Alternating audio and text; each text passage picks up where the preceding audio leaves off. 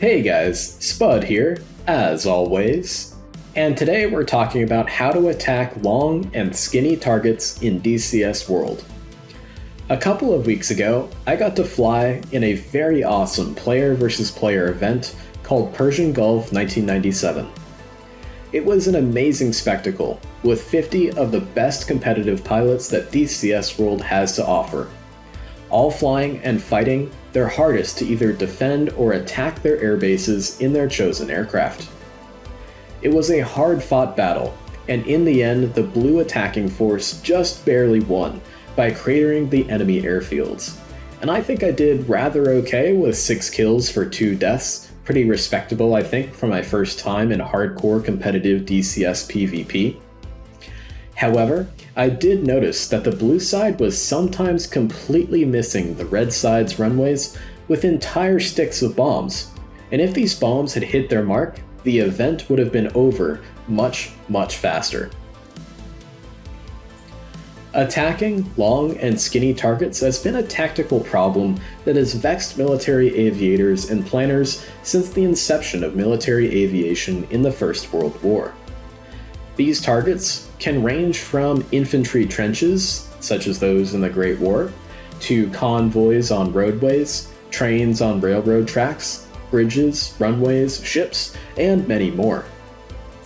These can be some of the toughest targets to hit accurately with unguided munitions for a number of reasons, ranging from the skinny profile of the target, pilot skill and stress levels, air defenses, and atmospherics such as wind, temperature, air density at different altitudes, etc. For many years, these targets required huge numbers of aircraft dropping massive numbers of munitions for only a small number of hits and many near misses. That might be okay for attacking a ship, but does no good for attacking a runway or road network or a bridge. This problem became especially pronounced during the Vietnam War, as most targets attacked during the early years of Operation Rolling Thunder by American airmen were of the long and skinny variety, such as the Paul Domer and Dragon's Jaw bridges, for example. Thankfully, US Navy, Marine Corps, and Air Force pilots came up with a solution for attacking these kinds of targets, thanks in part to the larger tactical fighter aircraft of the late 1950s and 1960s, such as the F-105 Thunder Chief and F-4 Phantom, that could deliver long sticks of bombs. And with these new tactics, hit rates started to go up. So let's talk about these tactics and how they can apply to you flying any aircraft that DCS World has to offer, whether you're a single player guy, a player versus enemy guy, or you're a hardcore player versus player. So let's get started, guys. Alright guys, here we are on the DCS Sinai map, and we'll dig right into the tactics you can use to ensure hits on long skinny targets such as bridges and runways. Our target for today is going to be runway 32 left here at Kabrit Air Base on the Egyptian side of the Suez Canal. Now, as I was flying in the 1997 Persian Gulf tournament and looking at the TAC view afterwards, I saw the strike pilots doing absolutely everything correctly. They were avoiding MiGs and letting the fighters sweep and escort flights tackle them. They were shooting down any MiGs that squirted through to threaten the strike flights themselves. They then flew beautiful ingress profiles and beautiful loft profiles to toss bombs as far as they could onto the enemy airfield to avoid any short-range air defenses that were on the airfields. However, very tragically and very heartbreakingly, a lot of those long sticks of bombs missed their targets just by a few feet to either the right-hand side or left-hand side of those long runways at Lar Airfield on the Persian Gulf map. And this mirrors the very heartbreaking scenes that American pilots saw over North Vietnam when attacking the Paul Domer and Dragon's Jaw bridges, among others, of course. And so a new tactic had to be come up with in order to fix this problem of seeing beautifully placed long sticks of bombs miss their target by mere feet and leave big targets like the Paul Domer Bridge and Dragon's Jaw Bridge completely unaffected as a result of their very sturdy construction. So when you fly directly down the axis of a long skinny target, it leaves you open to a number of errors, some of them pilot induced and some of them atmospheric induced. Flying right down the axis and attacking right down the axis of a runway or bridge or whatever target you're attacking leaves you open to potentially, if you miss either to just slightly to the right or just slightly to the left, all of your bombs are going to impact off the target area, either to the right-hand side or to the left-hand side, respectively. And that is definitely a huge bummer. This can be a result of pilot errors such as stress and not being absolutely perfect when you press that pickle button because you see AAA and SAMs coming up after you, and maybe a MiG getting onto your 6, or it could be atmospheric such as a crosswind blowing across the runway. And these tactics apply for any type of deliveries, not just a toss bomb from an F-15 on the 1997 tournament, but any kind of delivery that you can make, whether that be a TLAR or that looks about right delivery from a Cold War aircraft, or a CCIP delivery, or you're down low doing a very low level delivery using retarded snake eyes, or Mark 82 or Mark 84 airs, or even BLU 109s. And BLU 109s are incredibly susceptible to a crosswind across the target because they float down under their parachutes for quite a while, going very slowly.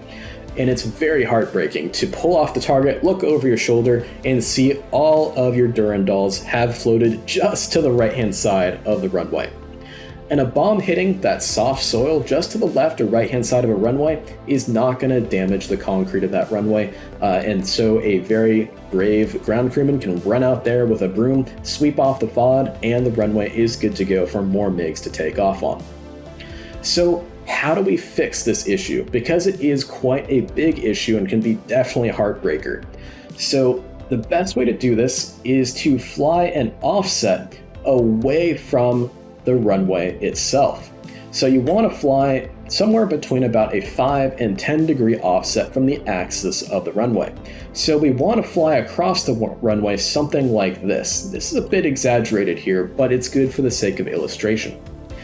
If we fly across the axis of the runway and we drop our stick of bombs, if we miss to the right-hand side or the left-hand side and we're dropping a nice long stick of bombs, we're going to get impacts on that target regardless of whether we miss to the left or we miss to the right-hand side. Now you might be thinking, well, Spud, we aren't going to get that many craters on the runway and we're going to waste a lot of bombs doing this. And the unfortunate answer is yes, you will have misses as a result of this tactic, but it will ensure you at least get some hits, which is much better than completely whiffing with your entire stick of bombs, right? Also keep in mind, guys, that in the 1997 tournament and any other time you're flying in DCS World, you should be flying with wingmen. And there were 8 other F-15s attacking the target along with the strike package, so you're going to get a whole bunch of holes in that runway if everyone can ensure they get hits, rather than only 1 or 2 guys getting hits and the rest completely missing. So we're not always flying by ourselves in DCS, so we've got wingmen to back us up here and ensure that we definitely crater those runways and ensure that we definitely get those hits. So in order for the mission planning here, it's pretty simple. We can do this, on the fly in our cockpit, popping in waypoints using the F10 map and map markers, or we can do it here in the mission editor. And I'm sure that you guys who are very versed in using DCS World will be able to switch back and forth, no problem here. So we'll go ahead and delete our scribbling on the map here. The question, of course, is how well can I fly on the ASL to actually drop the bombs in our toss bombing attack today? As well as we have a bit of a crosswind coming across the runway with wind coming from 270 at 7 knots at 33 feet, so right above the runway, and 16 knots at 1600 feet, which are definitely going to affect our bombs in a toss bombing attack. So let's go ahead and take a look at our F-15 down here. We've got 12 Mark 82s to employ on our runway cratering mission today. And we are toss bombing because we have some Zeuses that are protecting the runway down there, so a low-level delivery right over the runway would be rather dangerous. And let's go ahead and first set up a target point right on top of our target down here. So we'll go ahead and drag this waypoint right on top of the center of our runway. And we'll go ahead and rename it $T. Altitude is going to be set to 0, and that will automatically pop it up to our runway height down here. We'll zoom out, and we'll go ahead and set an IP point. I want this IP point to be about 25 nautical miles away from the runway itself to give us a nice good run-in point. So we'll go ahead and reset to waypoint 0. We'll add in our IP point, and let's take a look at what our offset away from the runway is. That's definitely not enough, so we'll drag our IP point this way a bit. Let's take a look.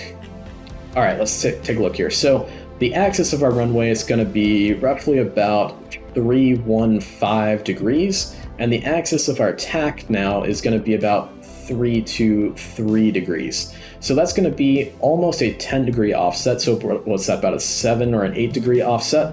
And that should be enough to correct for any pilot error that's going to be induced by myself, as well as the wind blowing across the runway. Like I said earlier, we are going to miss with some of our bombs, but this tactic will ensure some of our bombs will in fact hit our target. So let's go ahead and hop over the cockpit and get started. Alright guys, here we are in the office of our F-15E Strike Eagle. Please keep in mind that we're in an F-15E here just for demonstration of this tutorial. You can do this tactic in any aircraft in DCS, whether it's a modern aircraft or an old Cold War aircraft, it doesn't matter. This is the correct way to attack a long skinny target regardless of aircraft type. So we'll set up a PAX program. Select our 12 Mark 82s, auto release, ripple multiple, nose and tail for our fusing, quantity, all 12 of our bombs, and we'll set an interval of 300 to get a nice long stick of bombs across the runway.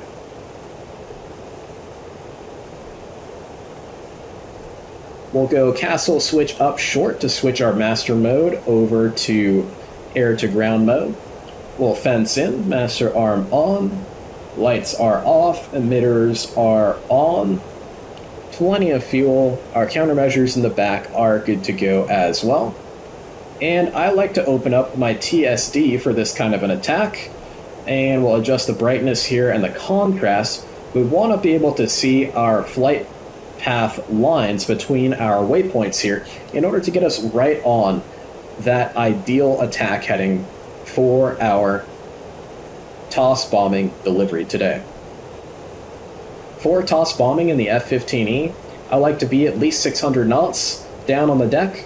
When I'm 7 nautical miles from the target area, I'll pull up, trying to keep myself on the azimuth steering line as perfectly as I can until I press the pickle button when the weapons release cue flows over the velocity vector, and then the bombs will come off. I want to hold that attitude for just a little bit to ensure all of my weapons release before I start to maneuver the aircraft. I'll maneuver defensively away from the target area to avoid overflying it and getting within the whiz of the Zeuses that are defending our target. So I'll overbank here as we come in through our IP in towards our target so we can get down to low level. Now the way that I like to ensure that we stay on the ASL is I like to take my hand off the throttle. It's already going to be in full burner, so no worries about that. And then I like to use my fingertips on my stick in order to get a nice easy pullback that's going to be nice and straight directly back to my stomach so we stay as close to that ASL as possible.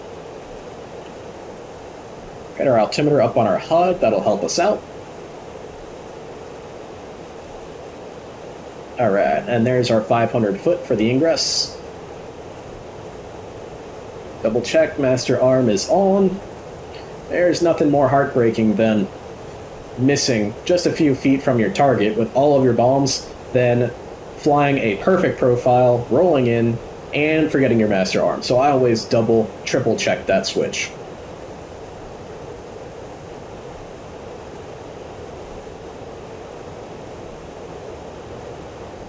hopefully this will be a good demonstration for you guys. A little bit offset away from our perfect attack radial, so we'll go ahead and offset to the right slightly. We still got some time to work with.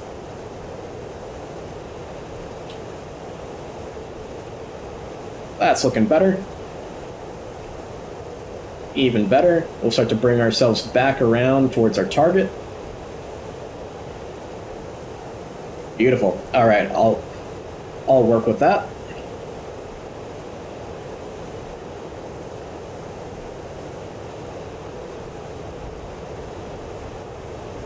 Halfway to our pop-up point. Go full mill, start to speed up a little bit here.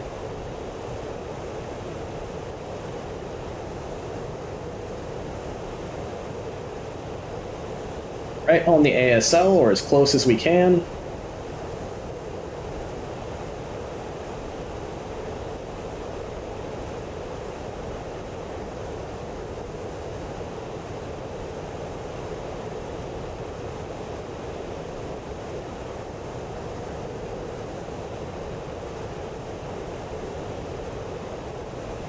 Burners, hand off the throttle, fingers on the stick, pull back, back. Stay on the ASL, come on. Pickle. Weapons came off. There they go. Flying defensively, get away from those Zeus's or any other short-range air defenses around our airfield.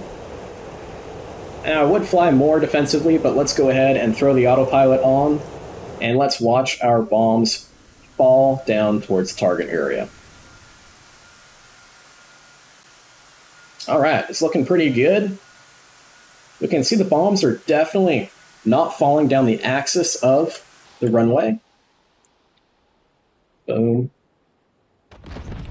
Nice. I am very happy with that result. And you guys saw in the mission editor, we had quite a stiff crosswind pushing those bombs as they were falling.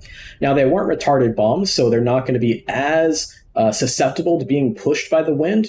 And you can see I even came a little bit to the right of the ASL on our pull-up and delivery of those weapons. So there's a little bit of pilot error there, and we still got a whole bunch of impacts on that runway. So I hope this video helps you guys out and gives you a way to always ensure you hit those long skinny targets like runways and bridges, and prevent those heartbreakers where your bombs just barely miss these types of targets.